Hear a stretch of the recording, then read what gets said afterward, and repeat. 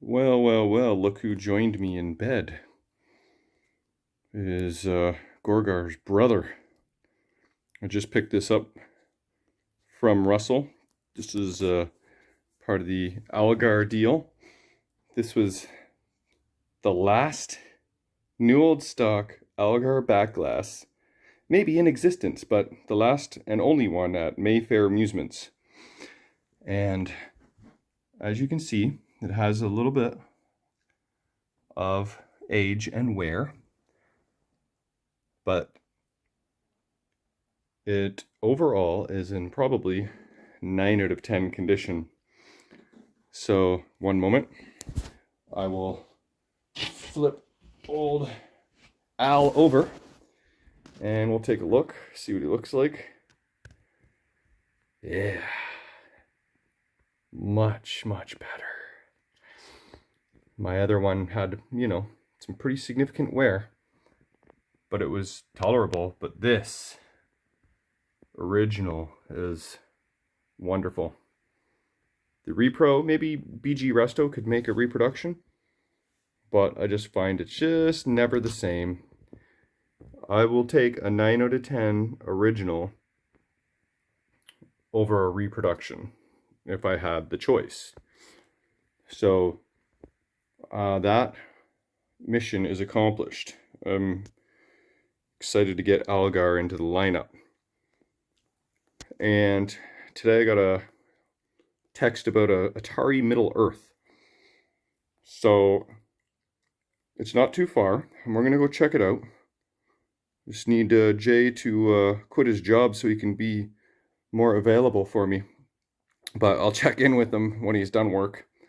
I already gave him a heads up, see if he wants to go for a little trip. It's only 20 minutes from here, so we'll see if we can get Jay to help out, because this guy mentioned I should bring reinforcements, so I don't want to ask him to do any heavy lifting if he doesn't want to. So we'll see if Jay is available. But yeah, that is a thing of beauty. Okay, remember earlier I mentioned something about getting a phone call regarding a Atari Middle Earth. I forgot what I said exactly, but so I just went and checked it out. I didn't bring you along for the action, I'm sorry. Just one of those deals, just felt like I didn't want to inconvenience him with the shenanigans, as it were.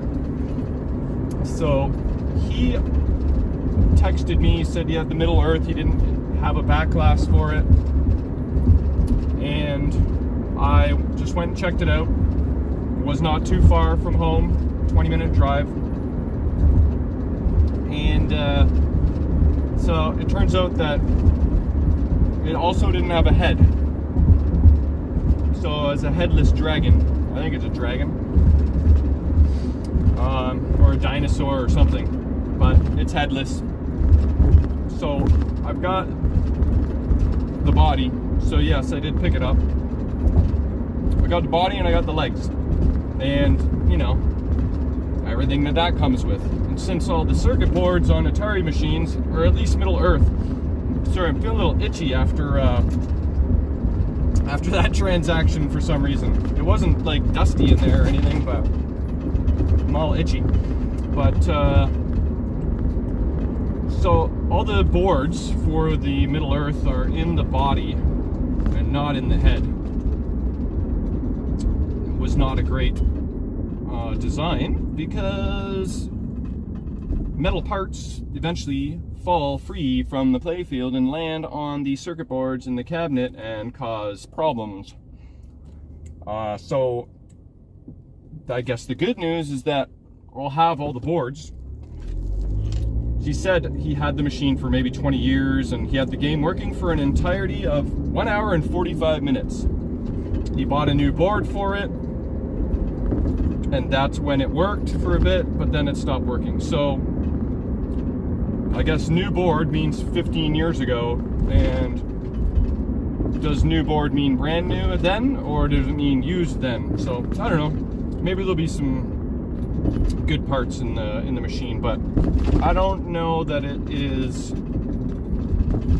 worthy of restoration, sadly. There's no backglass, no head, and I do not desire to make a head or find a backglass. But I think the rest is there. Some of the plastics were kind of loose and or off, so I don't know if all the plastics are there. So maybe when I get to storage, we'll take a closer look and then kind of formulate a plan for this guy. I'm not really sure. Like, I'm not a huge fan of Atari machines, so it could end up being a good parts machine to help make a bunch of other Atari machines survive. But I don't know that I plan on restoring many or any Atari machines in the future. So do I hang on to it? Are the parts generic? What did Atari use? Did Atari use Williams parts? Probably. I did have, maybe 5 years ago, a Middle Earth once before, and actually restored it. There was parts missing, but like the whole flipper mech was missing, and found all the parts basically in the machine. Was able to finagle it all together again. Got it working, cleaned up, shopped up, and it actually played, and it was kind of fun. It was, I think it had the offset flippers, right? But I just didn't really have a whole lot of faith that, you know, how long it would last, just knowing the design of Atari and not being familiar with the board set at all. But I did have actually a successful Atari experience in the past. That was the one and only. So the idea, what to do with this machine, not entirely sure. Hang on to it. Are the parts Williams parts? Are they, what are they? I don't know. So I'll figure out what I'm going to do with the machine. Right now, just throw it in storage. Maybe when I get there, we'll take a closer look and I don't know, see the condition of things. At the very least, it'll make for a good wall hanger and some parts, right? I don't have a lot of money tied up into it, so it's not like I'm going to be sitting on a stack of you know, tied up money in storage. So if it's one of those things where it's kind of good to have and not need, and rather than want it and not have it parts wise or whatever. So anyway, enough blabbering. Let's just go to storage and see you over there. Okay, I made it back, and this is what we got. Middle Earth body, and like I said, I do have legs, lock bar, glass, and cabinet is actually pretty good shape, and it is dinosaurs, not dragons. Like, look at this. That's Pinballosaurus. That's a multi-ball Rex. And then we have some futuristic helmet spacey ship dudes riding. Ooh, now that looks more like a dragon, doesn't it? Except he doesn't have wings. But so are the dinosaurs good guys or bad guys? Or there's good dinosaurs and bad dinosaurs. But we have these. What are these? Spaceships? Maybe that's where this dude came from. And then, okay, so we got this dude protecting the girl from all the evil lurking ahead, which is dinosaurs. But this guy has trained a dinosaur, but he looks more evil than the other dinosaurs. So, haven't quite figured out the storyline yet, but either way, it's freaking cool. Hey, look, what do you call those? Like the saber-toothed tigers? Yeah. And then we got Super Iguana. But yeah, that seems to be the cast of characters, more of these spaceships. You know, I imagine I do have all the plastics. Look at this super long lane guide, eh? It's amazing that's intact. A ball, I imagine, would smash into here, but it's pretty thick. Good job, Atari. This is definitely not looking too healthy. Drop targets, we'll have to check those out. Spinner, whoa. Not so spinny. This is a little denty, but there we go. Already improved. Pretty cool. Atari pop bumper caps, I love. That's awesome. And yeah, so let's take a look at the other side. Imagine it's in similar condition. Yep, not bad. And then we got the coin door. Let's see, 48,000 plays. We're missing some components on one coin mech here. It doesn't have that. And I already found 1/4. Hey, wait a minute. There's a counter here for 48,000 plays and a counter over here. Oh, one is total plays and the other is number of coins, I guess. Okay, well, big fat start button, unique coin door. This is jammed in. But yeah, so I'm already up 25 cents. Did I put that in my pocket yet? Yeah, there we go. What is that? 19, I can't read that. Okay, so now, hey look, I can see vaguely that it does have the displays. You can see through the window. This is just a big piece of plastic, this apron, but oh, look at this plunger gauge thingy. It's got like a little Atari / Space Invader-y things. Symbols. That looks pretty cool. Shall we see what's under the hood? You know what I noticed already is that there's a isolation transformer. Looks like the wire's been cut, but it's been clunking around in there. And that can't be good for anything, so I'm going to at least remove that. See anything else interesting? Oh, I see the other part of the coin mech. Look at this. Come on. Oh, if I was itchy before, I'm definitely gonna be itchy now. Ha, there's the part that's missing. Like so, something like that. Anyway,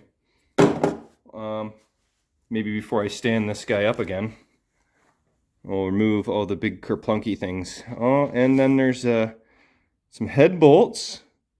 I see. Look at the size of these capacitors. Holy heck. Let's get in there and see a little closer. Okay. I'm going to put you here for a moment. You're not going to be able to really see anything. You can see the corner, but that's okay. Okay. The playfield is heavy. I'll tell you that much. Oh, and I remember now. The playfield actually has 2 prop bars because it is a wide body and it's heavy. And how do you operate 2 prop bars with?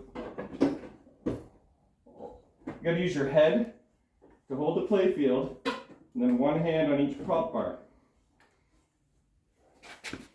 Apparently, that is not easy to pull off. Putting up both prop bars at the exact same time, the same spot, so they rest evenly. My head hurts because I was resting it on metal instead of wood. Okay, so let's see. See, look at this. That big isolation transformer is just clunking around. I'm going to remove that.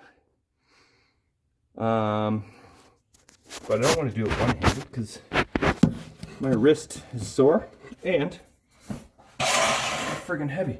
But it's still plugged in, so I wonder if this guy that had this cut the cord or not. But this will reduce the overall weight. Jesus, get out of here.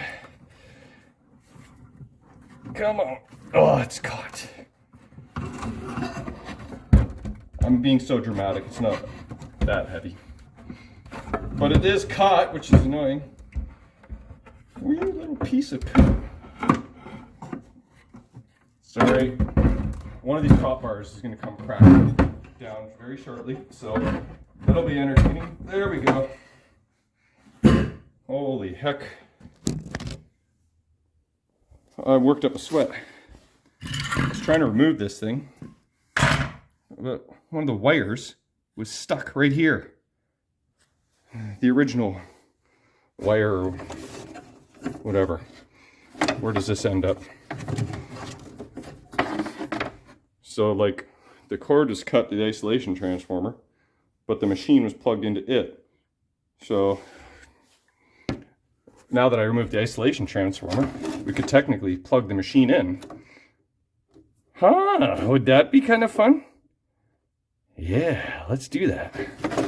Just for fun. Because the only thing in the head is a glorified light bulb. Look at this ribbon cable for the displays.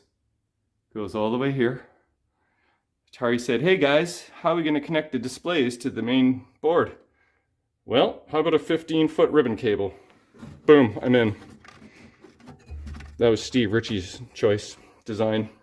No, I don't know, but I'm pretty sure Steve Ritchie worked for Atari. Okay, so look at this thing. This is a monstrous board. What is going on here? Not much. Okay, and then there's this bank of 50 fuses. Got some sort of heat sink going on here. This looks like a power supply. Interesting. Okay. Oh yeah, so they took good measure to protect the on-off switch from shorting. But, you know, actually, there was some plastic cover over here. See this standoff here? I remember this from the old one. There was a plastic shield over top of this, but the operator removed it to work on it, and then probably thought it was inconvenient and left it off so that he could work on it next time. And by doing so, probably would have had to work on it sooner than later, because you got one little washer or light bulb fall out and short two things together, you're back under the hood. Okay, and then you got this crazy board here with more fuses. I don't even know what that is. Looks like maybe that's the power supply and maybe this is sound. I do not know for sure, but yeah, look at the size of these capacitors. The silver one and blue one are friggin' huge. It's kind of like Williams. Oh, I wanted to see what type of mechs they used, because I do remember rebuilding the flipper on the old one and it wasn't standard. And look at this. Yeah, that's just Atari design, I guess. Looks like a lot of these bulbs, if not all of them, were repurposed. I don't see many left. Oh, we wanted to check out these drop targets to reset this bank. It's even a different design. Let's go to the other side. Oh, yeah, that's familiar. But they're all in good shape, actually. Pretty cool. And then remember that left slingshot was kind of flopping around? Well, that'll explain it. Borrowed coil with quick connects. And this guy has quick connects as well. So that must be another Atari design, all these spade connectors. Okay, so let's plug this guy in, see what happens. I do not have a fire extinguisher, so I'm a little scared, but here we go. I'm going to plug it in quick and then unplug it. Let's plug it in right side up. Okay, nothing happened. So, this is the scary part. Okay, let's watch the board, see if anything fries. Okay, here we go. Nothing. Just completely dead. Could be line fuse or something. But yeah, that's about as far as I'm gonna mess with this guy, but that would have been funny if it actually booted up. Living dangerously, or stupidly. One or the other. Sandpaper. What else we got? Bag of nothing. Special note. Hey, look at this! Side cutters. I'll just leave them here in case of emergency. That's pretty cool. And all that hardware at the back. I can't really reach that, so I think I'm going to leave that alone for now. So here's the volume.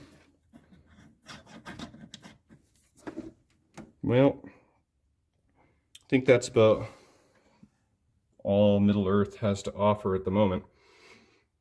So, well, I guess we'll leave it at that. Oh wait, one more set of drop targets. Hey, look, Bally coil. Is that the only one? So that must have been replaced. So all the other ones, they just look like generic. They don't see any markings on them. Another Bally coil. Oh, wait a minute. Maybe there's some more Bally parts, but even this reset bank doesn't look like anything I've seen before. And there we go. There's the other drop targets. Okay, well, I think that's it for Middle Earth. So the battle continues for Earth, apparently.